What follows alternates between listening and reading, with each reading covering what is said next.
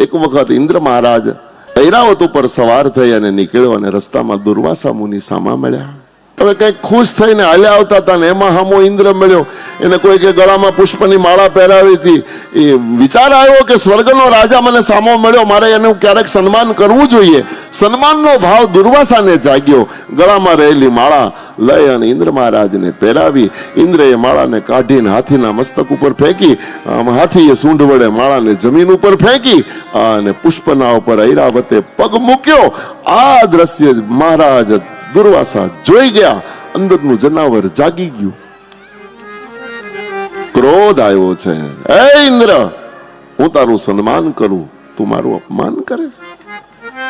અરે મારું તો હું સહન કરી લઉં. ઇન્દ્ર, તે મારા પ્રભુનું અપમાન કર્યું છે. પુષ્પમાં ભગવાનનો વાસ છે. મને લાગે છે સત્તા સંપત્તિમાં તું મદવાન બન્યો છો, પણ એ જ સત્તા અને સંપત્તિ તારી નષ્ટ થશે. જા, મારો શ્રાપ છે.